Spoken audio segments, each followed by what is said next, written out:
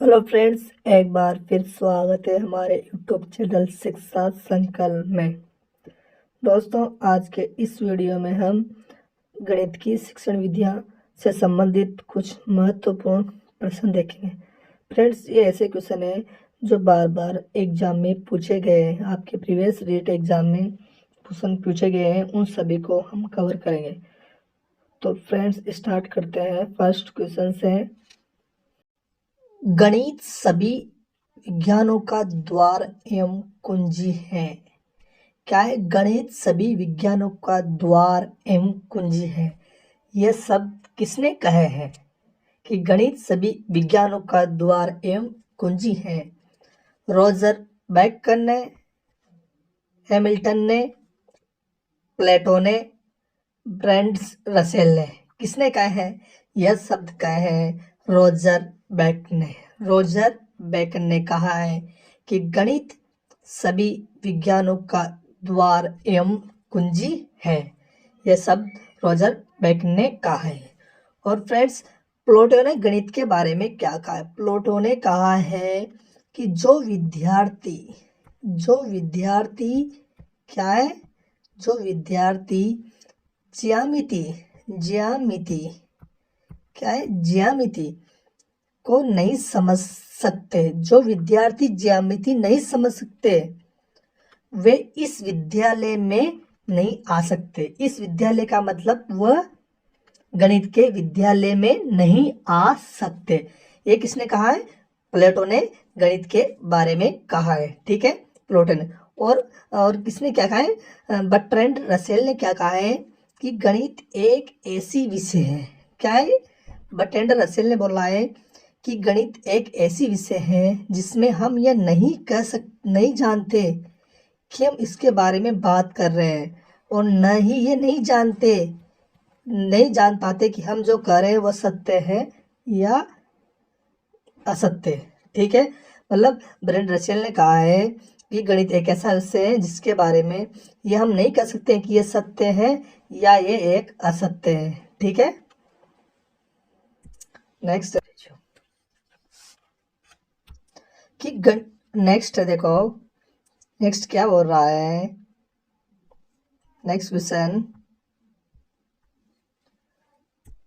कि गणित के अध्ययन से एक बच्चे में किस गुण का विकास होता है? गणित की जो स्टडी करता है उससे एक बच्चे में किस प्रकार के गुण का विकास होता है? क्या उसमें आत्मविश्वास का गुण का विकास होता है, तार्किक सोच का विकास होता है, विश्लेषक सोच का विकास होता है, या ये सभी? तो गणित के अध्ययन से एक बच्चे में आत्मविश्वास का विकास भी होता है फ्रेंड्स। तार्किक सोच उसकी बढ़ती है। अगर गणित का अध्ययन करेगा तो उसके मन में तार्किक सोच बढ़ेगी। तार्किक सोच का मतलब है जैसे कि 2 + 2 = क्या होता है? 4। इन्हें क्या बोलते हैं? तार्किक सोच का विकास होता है। विश्लेषणात्मक शक्ति बढ़ती है, सोच बढ़ती है। तो क्या है? गणित के अध्ययन से बच्चे में इन सभी गुणों का क्या होता है? विकास होता है। तो गणित के अध्ययन से बच्चे में इन सभी गुणों का विकास होता है। नेक्स्ट देखो कि सामान्य से विशिष्ट का सिद्धांत कौन सा सिद्धांत है? सामान्य से विशिष्ट का सिद्धांत निम्न में से किस में प्रयोग होता है? सामान्य से विशिष्ट का सिद्धांत किस में प्रयोग होता है? ऐसी कौन सी विधि है जिसमें सामान्य से विशिष्ट का सिद्धांत प्रयोग होता है?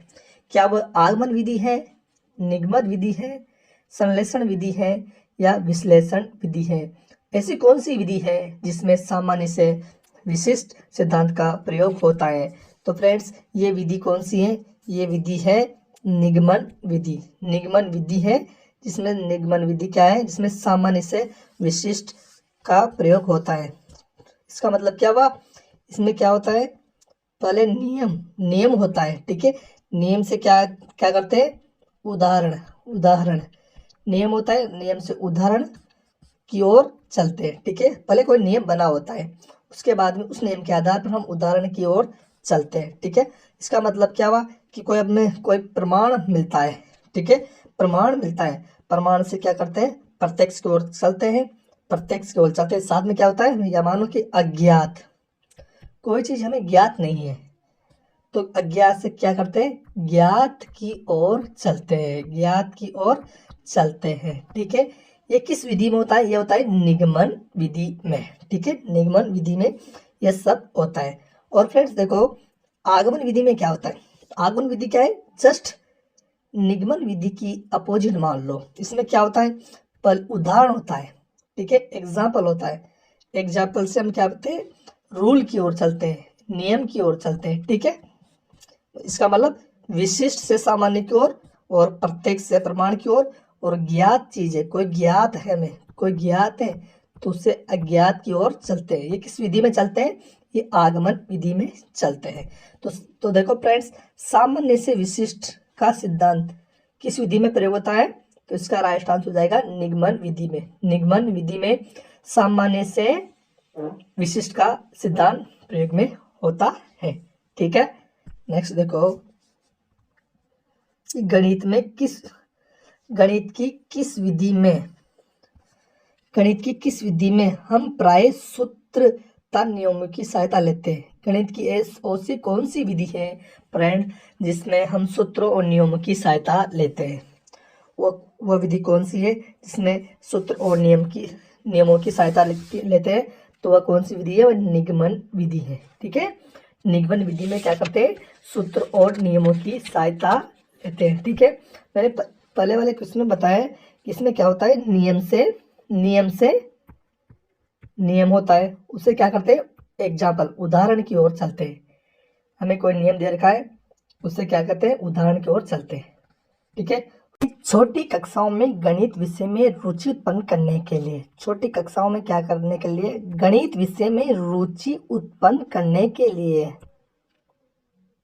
पढ़ाने का तरीका होना चाहिए।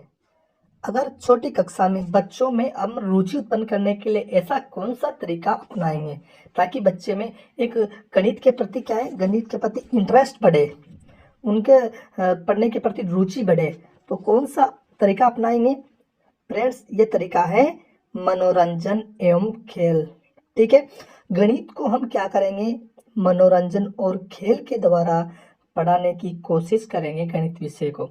तो इस विधि से अगर हम पढ़ाने की कोशिश करेंगे ना फ्रेंड्स, तो छोटी कक्षा में बच्चों का क्या करेंगे, क्या होगा, गणित विषय के प्रति रुचि बढ़ेंगे। अगर हम उनको रटने के लिए कहेंगे तो वह रटने नहीं रटेंगे, उनका मन नहीं लगेगा गणित विषय में, गणित के प्रति उसका नकारात्मक सोच बन जाएगी। तो छोटी कक्षा में गणित के प्रति रुचि बढ़ाने के लिए हम बच्चों को क्या करते हैं, खेल से संबंधित या मनोरंजन से संबंधित गणित को सिखाने की कोशिश करेंगे। ठीक है, नेक्स्ट है कि निम्न में से किसमें गणित विषय का प्रयोग स्पष्ट रूप से नहीं हो रहा है। गणित विषय का प्रयोग किसमें स्पष्ट रूप से नहीं हो रहा है, किसमें गणित विषय का प्रयोग स्पष्ट रूप से नहीं हो रहा है, किसमें नहीं हो रहा, लाबानी में, साइकिल चलाने में, सब्जियां खरीदना, उधार लेना। तो फ्रेंड्स, साइकिल चलाने में गणित का उपयोग नहीं हो रहा है। अगर किसी को कोई गणित नहीं आती तो इसका मतलब थोड़ी है कि उसको साइकिल चलाना नहीं आता, वो साइकिल चलाना नहीं सीख सकता। तो गणित का और साइकिल चलाने का कोई रिलेशन नहीं है। ठीक है, जैसे कि लाभ और हानि में क्या है, गणित का उपयोग होता है। सब्जियां खरीदते हैं, उसमें भी हम गणित का उपयोग लेते हैं। उधार के लेन देन में भी हम गणित का उपयोग लेते हैं। ठीक है, लेकिन हम साइकिल चलाने में गणित का प्रयोग नहीं लेते। ठीक है फ्रेंड्स, अब देखो नेक्स्ट है कि यदि एक विद्यार्थी गणित विषय में कई बार अनुत्तीर्ण हो जाता है, एक विद्यार्थी गणित विषय में कई बार अनुत्तीर्ण मतलब फेल हो जाता है, तो ये जानने के लिए कि गणित की किस विशेष शाखा में वह कमजोर है। अगर एक विद्यार्थी गणित में बार बार फेल हो रहा है तो ये जानने के लिए गणित की कौन सी शाखा में, मतलब कौन से टॉपिक में वह कमजोर है, इसके लिए कौन सी विधि प्रयोग में ली जाएगी, इसके लिए कौन सी विधि प्रयोग में ली जाएगी फ्रेंड्स? तो इसके लिए ये ली जाएगी निदानात्मक तरीका। निदानात्मक तरीका मतलब निदानात्मक परीक्षण उपयोग में लिया जाएगा। ठीक है, इसमें निदानात्मक में क्या होता है? अधिगम घटनाओं के सूत्रों का पता लगाया जाता है। ठीक है, क्या क्या किया जाता है? अधिगम मतलब जो पढ़ने में घटनाएं आती हैं उनके क्षेत्रों का पता लगाया जाता है, उन्हें पहचाना जाता है, तब उनके कारणों की खोज की जाती है। ठीक है, ये सब किस में होता है? निधानात्मक परीक्षण में ये सब कुछ होता है। ठीक है फ्रेंड्स, नेक्स्ट देखो कि छात्र गणितीय गणना में गति प्राप्त कर सकते हैं। छात्र गणितीय गणना में गति प्राप्त कर सकते हैं। किसके द्वारा छात्र गणितीय गणना में गति प्राप्त करते? गति प्राप्त करने का मतलब है उनका जो कैलकुलेशन है वो कैसे बढ़ सकता है गणित विषय में, किसके द्वारा बढ़ सकता है? ऐसा कौन सा तरीका है जिसके द्वारा छात्रों की गणित में स्पीड बढ़ सके? चर्चा, वाद विवाद, मौखिक कार्य, लिखित कार्य, अभ्यास द्वारा। तो छात्रों का गणित गणना में गति प्राप्त करने का सबसे अच्छा तरीका क्या है? अभ्यास। अभ्यास के द्वारा छात्र गणितीय में गणना में गति प्राप्त कर सकते हैं। चर्चा, वाद विवाद से गणित में कभी भी गति प्राप्त नहीं हो सकती, लिखित कार्य में नहीं हो सकती, मौखिक कार्य में नहीं हो सकती। और जितना ज़्यादा अभ्यास करेंगे, अभ्यास का मतलब प्रैक्टिस, गणित में जितना ज़्यादा प्रैक्टिस करेंगे उतने ज़्यादा क्या बढ़ेगी? आपकी स्पीड बढ़ेगी। ठीक है, गणनाओं में स्पीड बढ़ेगी। नेक्स्ट है कि मूल्यांकन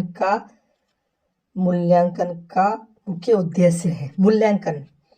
मूल्यांकन करते हैं, उसका क्या उद्देश्य है? उसका मेन क्या उद्देश्य है मूल्यांकन का? अनुशासन बनाए रखने के लिए क्या मूल्यांकन करते हैं?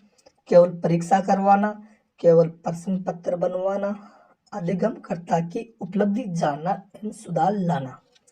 तो मूल्यांकन का उद्देश्य क्या होता है? अधिगमकर्ता मतलब छात्र की उपलब्धि जानना और सुधार करना। उपलब्धि जानना मतलब उन्होंने इस पूरे एक वर्ष में, फर्स्ट वर्ष में क्या उपलब्धि प्राप्त की है, उसमें कौन सी कमी रह गई है। ठीक है, उसमें कौन सी कमी रह गई है, इसका क्या करना है? सुधार करना। उसने क्या प्राप्त किया, क्या सीखा, उसमें क्या कमी रह गई है, इस सभी का सुधार करना किसमें होता है? मूल्यांकन में। तो मूल्यांकन का उद्देश्य क्या है? अधिगमकर्ता की उपलब्धि जानना, उसको क्या करना है? सुधार करना। ठीक है, ये मूल्यांकन का उद्देश्य है। ठीक है फ्रेंड्स, देखो नेक्स्ट है कि गणित विज्ञान है। गणित विज्ञान क्या है? स्थान का विज्ञान है, शिक्षा का, गणनाओं का विज्ञान या मानव जीवन का विज्ञान गणित विज्ञान है। तो गणित विज्ञान क्या है? गणित संख्याओं, ठीक है, मतलब गणनाओं का विज्ञान है, दूरी का विज्ञान है, मापन का और तार्किक का विज्ञान है। तो गणित विज्ञान है गणनाओं का। ठीक है, स्थान का, तो इसमें क्या है फ्रेंड्स, इस क्वेश्चन में बोर्ड द्वारा ऑप्शन फर्स्ट और ऑप्शन थर्ड दोनों को क्या है? राइट माना गया है। ठीक है, तो गणित विज्ञान है स्थान का और गणनाओं का। ठीक है, ये सभी विज्ञान के विषयों के लिए उपयोगी होती है। ठीक है, नेक्स्ट है कि गणित सभ्यता और संस्कृति का दर्पण है। गणित क्या है? संस्कृति, सभ्यता और संस्कृति का दर्पण है। यह कथन किसने कहा है? गणित सभ्यता एवं संस्कृति का दर्पण है, यह कथन किसने कहा है? बेकन ने कहा है, हॉगबेन ने, लॉक ने या डटन ने? ठीक है, किसने कहा है? तो ये कहा है हॉगबेन ने क्या बोला? कि गणित सभ्यता और संस्कृति का दर्पण है। और ठीक है, किसने बोला है? हॉगबेन ने बोला कि गणित सभ्यता और संस्कृति का दर्पण है। नेक्स्ट है कि प्राथमिक स्तर पर गणित का क्या महत्व है? प्राथमिक स्तर पर मतलब प्राइमरी लेवल। ठीक है, प्राइमरी लेवल पर गणित का क्या महत्व है? इसका हमें क्या बनाता है? महत्व बताना है। क्या सांस्कृतिक महत्व है, सामाजिक महत्व है, धार्मिक महत्व है, मानसिक महत्व है? तो प्राथमिक स्तर पर गणित का क्या है, मानसिक महत्व है। मानसिक महत्व का क्या मतलब क्या है कि गणित के प्रति पालकों का क्या करना है, मानसिक चिंतन को बढ़ाना है। ठीक है, तार्किक रूप से वस्तु को समझने के प्रति प्रेरणा प्रदान करना है। ठीक है, तो इसी कारण प्राथमिक स्तर पर गणित का सबसे अधिक महत्वपूर्ण मानसिक क्षेत्र माना जाता है। ठीक है, नेक्स्ट है मनुष्य के जीवन